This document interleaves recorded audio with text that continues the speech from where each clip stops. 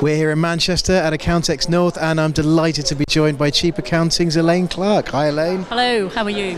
I'm very well indeed. Now, you called these people out on Twitter for not having enough female speakers, and they kind of called your bluff a little bit by asking you to host a session. To an extent. I mean, fair dues to them. They actually did pick up the phone to me and take the criticism on the chin.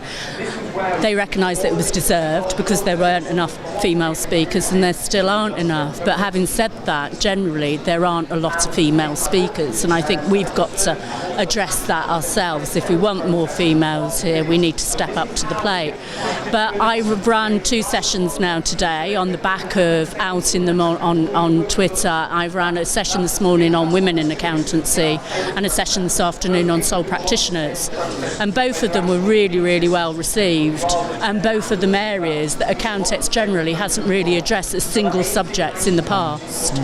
Okay, and so what sorts of things were covered in the first session, the women in accountancy? I think it was how marginalised sometimes women feel in accountancy, that they get to a certain extent, and unfortunately the glass ceiling does still exist.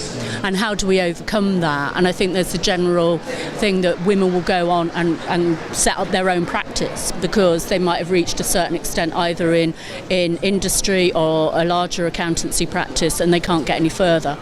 So they create the flexibility themselves by setting up their own practice. So it's quite interesting to hear people's stories and people's journeys and how they're finding it and how they feel about coming to events like this where there aren't many men speakers, and frankly they're fed up of it. They're fed up of seeing the same males talking about the same thing and not seeing good, strong women who have developed in either accountancy and industry or an accountancy practice and having them here and telling their story, and that's what women want to see.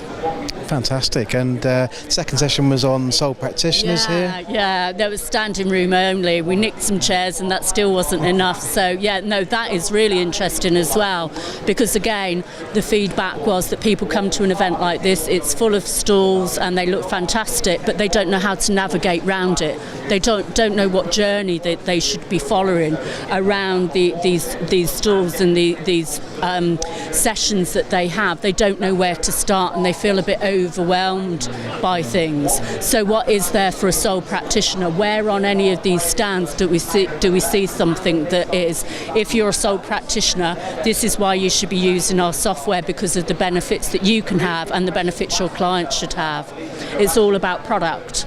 It's not about what's in it for the sole practitioner. And I guess with the rise of digital technology that's allowing more flexibility in working, that's allowing sort of smaller businesses to greater access to digital tools, that the number of products out there, it is fairly bewildering, isn't it? Well, it is. I mean, each and every day you're hearing about something new being released, a new version of this, a new version of that. You know, somebody's got a new product and you don't know where to start. You don't know which ones are good, which ones are bad, which ones you should be using. And particularly there was one lady there that had literally just started her practice and she's bewildered.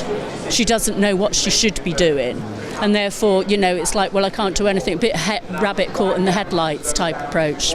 So yeah, and I think it's going to get worse over the next little while with the number of products that are out there and with robots and all that type of thing. Unfortunately, I made a bit of a boo-boo today. I went up to somebody and asked them to show me their bots, and I realised that was afterwards somebody told me it was a bit rude, but there we go. Lovely stuff. Well, keep on Twitter, keep on LinkedIn, and we'll look forward to speaking to you next time. No worries. Thank you very much. Thanks.